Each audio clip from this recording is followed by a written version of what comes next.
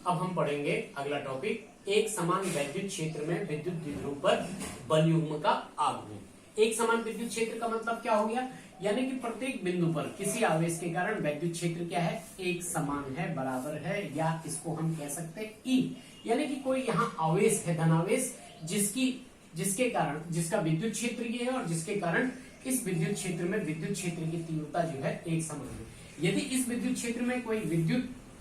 द्विध्रुव है, वैद्युत द्विध्रुव दो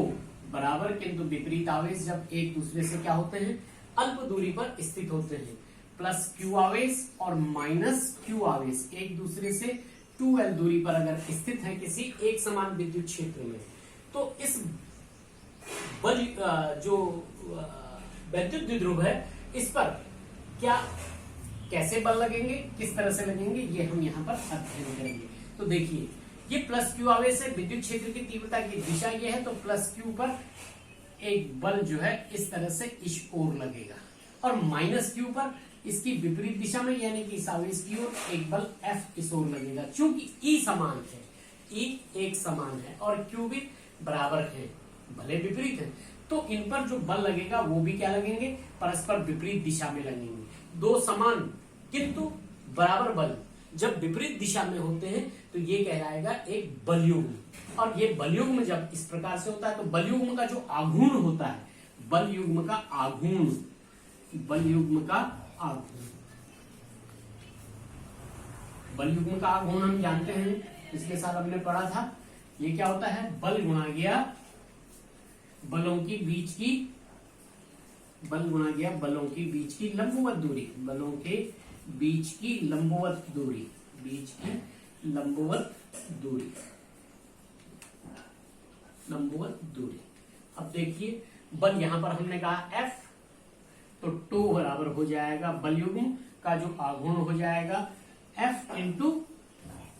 बलों के बीच की लंबवत दूरी। लंबवत दूरी कैसे निकालेंगे हम, इनके बीच की लंबवत दूरी कौन सी कहलाएगी, एक बल की क्रिया रेखा ये है और इस बल की क्रिया रेखा ये है, तो इन बलों के बीच की दूरी होगी वो ये होगी। माना ये 2l है और ये विद्युत जो द्विध्रुव है ये विद्युत क्षेत्र की तीव्रता से यदि थीटा कोण बनाता है, यदि ये थीटा कोण बनाता है तो ये वाली दूरी, यदि हम इसको a कहते हैं, इसको b कहते हैं और इसको c कहते हैं, तो दूरी AC बराबर लंब बटे कर्ण, अर्थात ये बराबर हो जाएगी 2l साइन थीटा। पाइथागोरस प्रमेय से this upon this is equal to AC upon 2l is equal to sine theta, तो AC बराबर 2l साइन थीटा। तो दोनों बलों के बीच की जो लंबवत दूरी हो गई वो हो गई 2l साइन थीटा, इंटू हो जाएगी 2l साइन थीटा। और F बराबर क्या होता है, विद्युत क्षेत्र, F E बराबर होता है F अपॉन Q, तो F बराबर हो जाएगा E into Q into 2l sine theta, या ये बराबर Q 2l को हम क्या लिखते आ रहे हैं, ये विद्युत द्विध्रुव का आघूर्ण हो गया, तो इसको हम P लिख सकते हैं, ये हो गया P E sine theta, P E sign theta. तो विद्युत द्विध्रुव का जो आघूर्ण हो गया टो, वो बराबर हो गया P E साइन थीटा। अब ये कंडीशन इसके लिए अलग अलग हो जाएंगी कि जब जो है विद्युत द्विध्रुव की दिशा शून्य है, यानी कि if theta is equal to 0, तब टो का मान क्या होगा, वैद्युत द्विध्रुव का आघूर्ण क्या होगा, साइन 0। अगर ये वैद्युत द्विध्रुव इसके समांतर है,